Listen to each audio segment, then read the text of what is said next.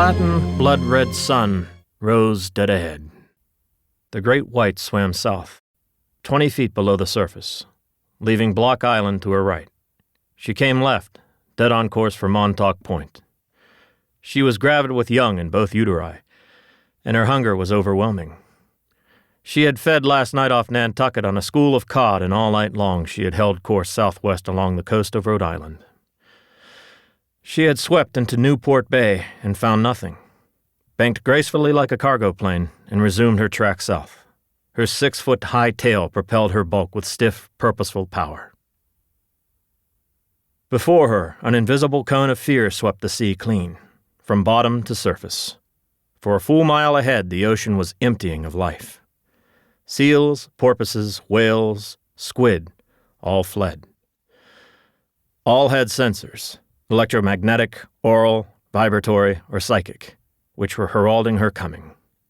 As she passed, the Atlantic refilled in her wake. Man would have ignored such sensors, if he still had them, in favor of intelligence, but man was not her normal prey.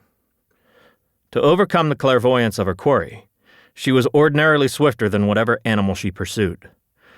Her food included almost any creature of worthwhile size that swam, floated, or crawled in the ocean. But she had become so large, near term, that her speed was down. She grew more ravenous with every mile that passed. Dawn had begun to shimmer faintly down to her as she passed Montauk. Her eyes were black, flat, and unblinking, giving her an air of profound wisdom.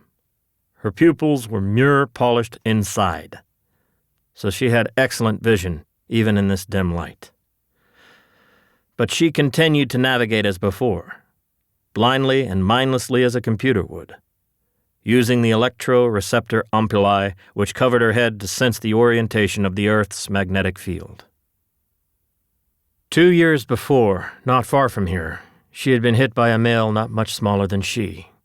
Grasping her dorsal fin in his jaws, he had somehow borne her, despite her superior strength, to the muddy bottom. There, passive and supine, she had received both of his yard-long salami-shaped claspers into her twin vents. Her back, though her skin was composed of thousands of tiny teeth itself, was still scarred from his grip. Even before her pregnancy, she had outweighed her passing mate and any creature in the seas except for some cetaceans and her own harmless relatives, the basking and whale shark. At 30 feet and almost 2 tons, she was longer than a killer whale and heavier by half. Now, near term, her girth was enormous. In her left uterus squirmed 3 young.